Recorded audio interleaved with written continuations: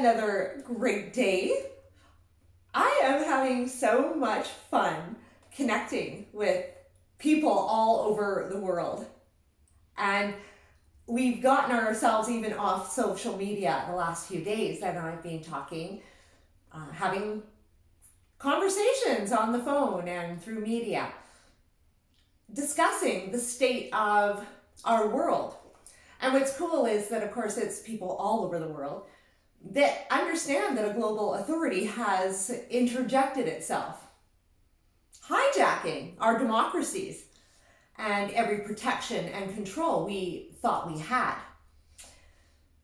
They are of the understanding and now know that our politicians have no control.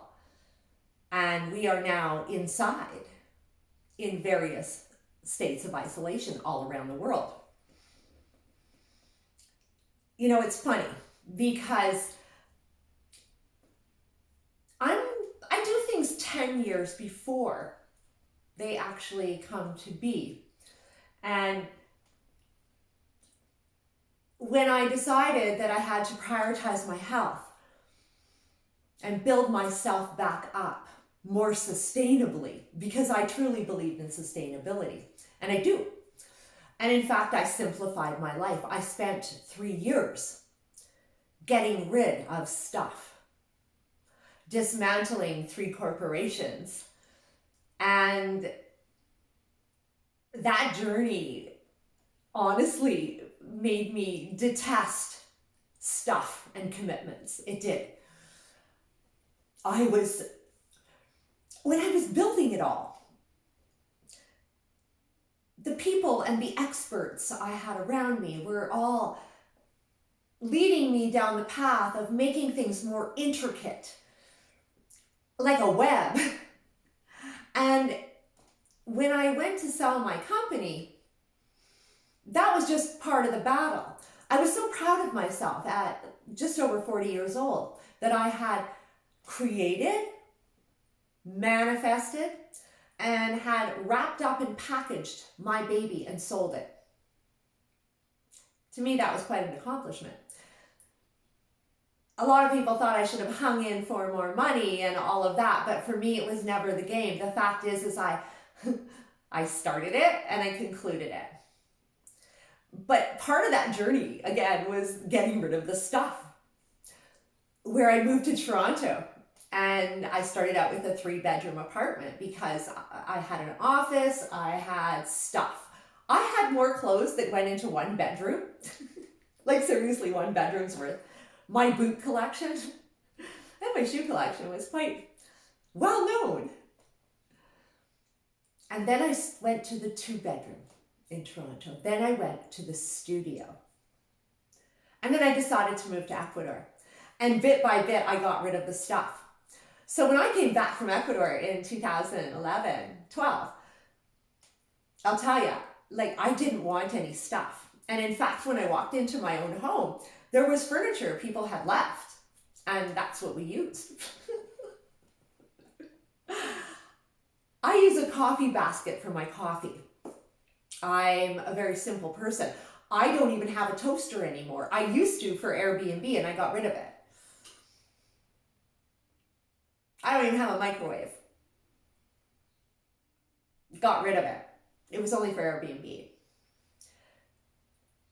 But that journey for me of simplifying my life again and actually finding my own way in this world rather than the experts and what they were proposing to me, it wasn't what I wanted. I got rid of the car. I walk. And I learned that in Toronto because that was not in my nature at all. In fact, I would drive 3 blocks here. And when that became part of my life, of course, it changed everything, right? It was the beginning. My point is that it was my choice, organically. This isn't going to be your choice what's going to happen next in our respective countries.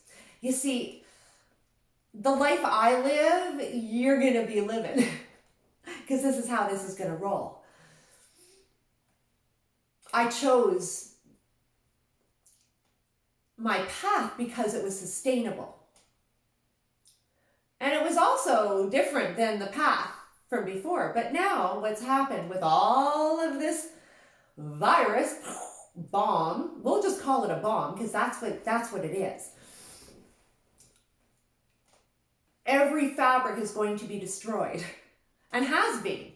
And now the economy is being reshaped to a circular economy. Now,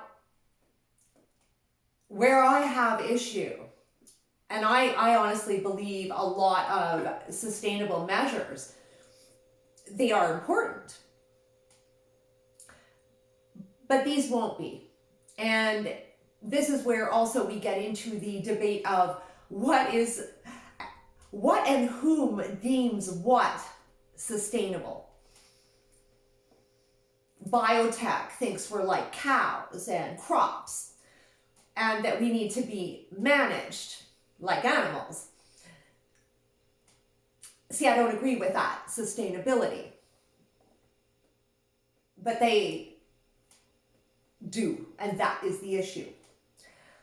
I believe in organic agriculture. Biotech doesn't believe in that. They don't.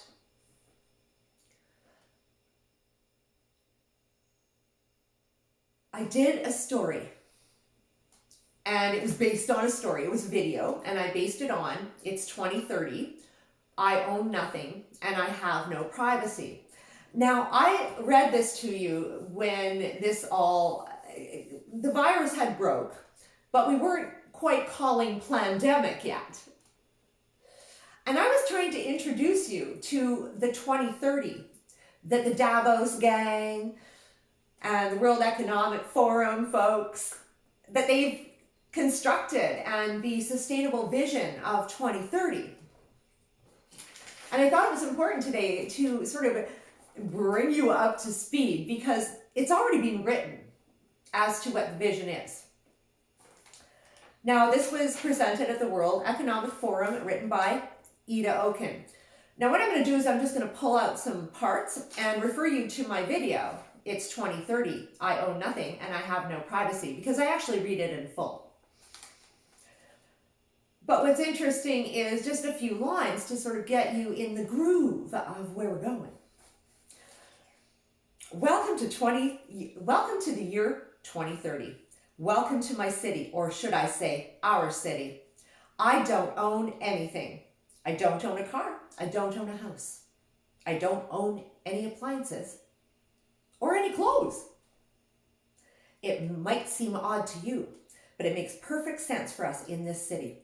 Everything you considered a product has now become a service.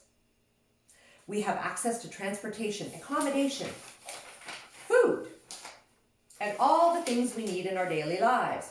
One by one, all of these things became free. So it ended up not making any sense for us to own much. Please go to my video that talks about this, because this is kind of where we're going, and exactly where we're going. It's the egalitarian society, and a place where we are wired into every aspect of our lives, but also completely dependent on the society. Now, where I have plotted my own path in my more simplistic life, this is now going to be forced upon us. And this is where I have an issue. This isn't the future a lot of you thought it was going to be. And this is where we are going to have to move forward in independence, because I don't like dependence. My choice is to be more simplistic in life. We're not to be dependent. They were to enforce my independence, my fierce independence. That won't be the option in what they're going for, because what they're going for is complete control. And again, a society wired in with social conditioning, social credits. We're going to be talking more about this system because, in fact, it's that culture of fascism that is being created by the virus, where we fear each other, that is the setup for the social credit system here in Canada and around the world.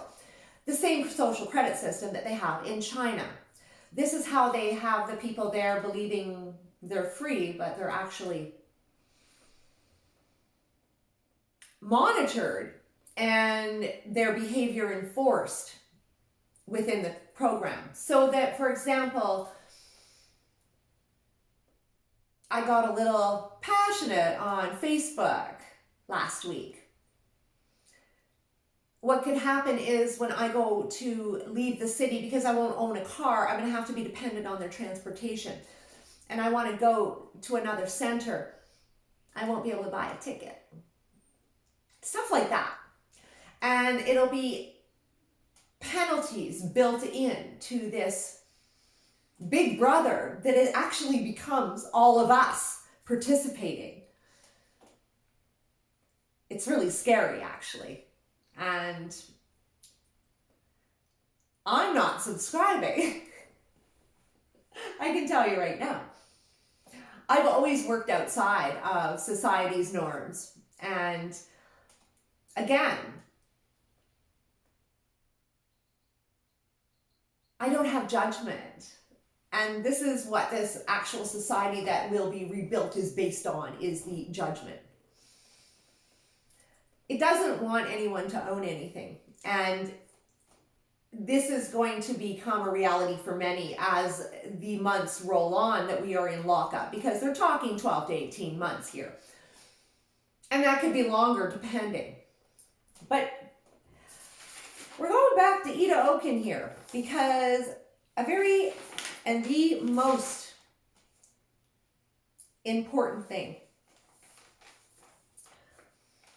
is her last paragraph, 2 paragraphs. They live different kinds of lives outside the city. My biggest concern is all of the people who do not live in our city, those we lost along the way, those who decided that it became too much, all this technology, those who felt obsolete, useless, when robots and AI took over big parts of our jobs.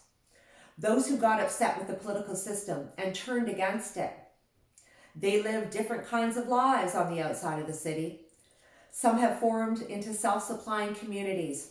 Others just stayed in the empty, abandoned houses of small 19th century villages. Once in a while, I get annoyed about the fact I have no real privacy. Nowhere I can go and not be registered. I know that somewhere, everything I do, think, and dream of is recorded. I just hope no one will use it against me.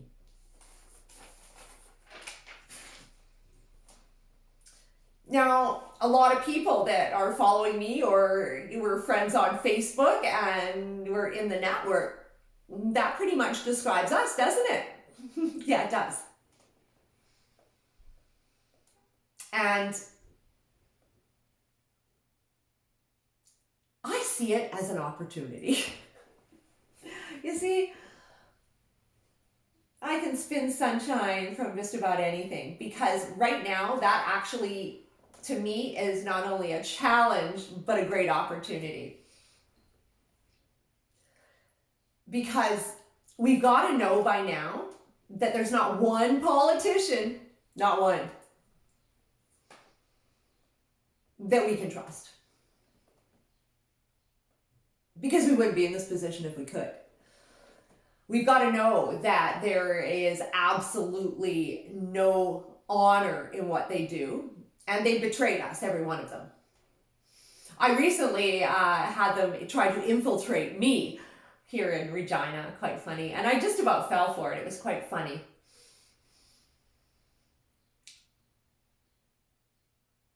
Wanting to raise money for me, but then again, this political pawn, small-minded stuff. So I cut them off and I blocked them all because I'm not letting them know what I'm up to.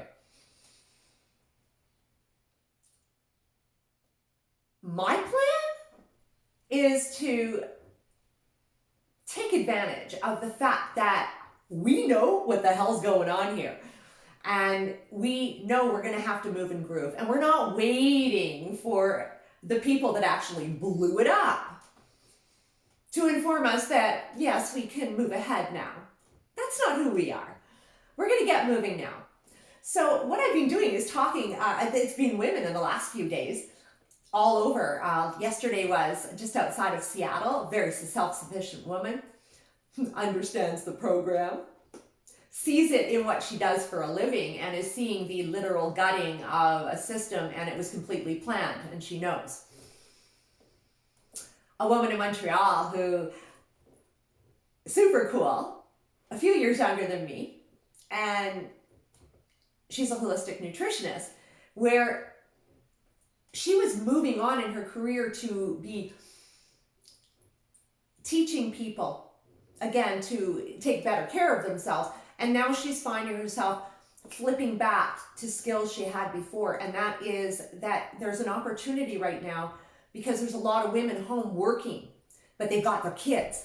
So her response to this is she's actually preparing meals for full weeks for these women who need to keep their eye on the ball working and need to get organized in a landscape they've never been.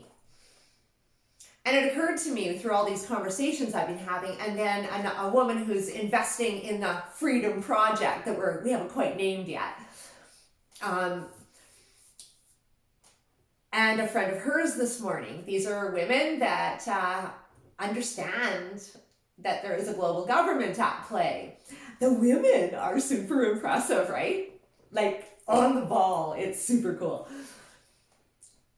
And we're talking that, you know what? We have to create these opportunities just like we did before, because there's something unique about all of the people that I'm kind of connecting with. They've got that self-sufficiency thing. It's kind of hardwired in. And that's what we're going to have to do. And instead of engaging with their services out there, we're going to create our own. In any case, the ideas are flowing. We're not taking any money from partisan people who actually think they have a structure to support here. They're in dreamland. It's ridiculous. And we're certainly not letting them use us to fulfill their own little games and aims. We don't do that here. You know, nothing makes me more angry than people that would take advantage of the good nature of people.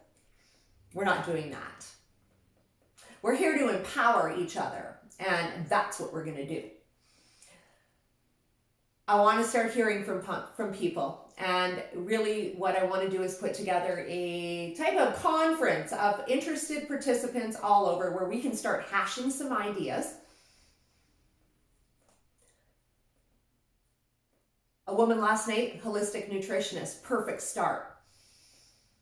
And putting together people that have different ideas to contribute to the community where we can get you to a point where, again, we're not dependent on the payout, because you know what? None of us want the payout. We don't consent to this. And when we take the cash, we're consenting. I want to help you not compromise yourself. The days of compromising ourselves have to be over, because this is what's led to all of this and all of your politicians betraying you. They continued to compromise themselves. That's how they got to where they are. They had to. And they decided to do that instead of honor the people they were supposed to represent. In any case, we don't harvest bitter behavior or resentment, not at all. This is the greatest opportunity. If you were ever an entrepreneur or wanted to be, this is the time. You got nothing to lose right now.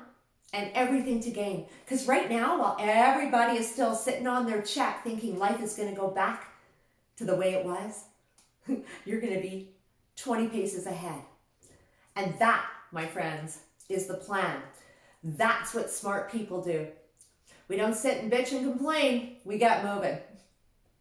And that's what we're going to do. If you haven't subscribed, please subscribe to my channel. I really need ya. And of course, follow us on Facebook and Instagram. And reach out if you've got some ideas. Because I'm telling you, we have more power than we think. And even if they're going to keep us in this box, because we know more of that's coming, we're going to win. Because we don't need them.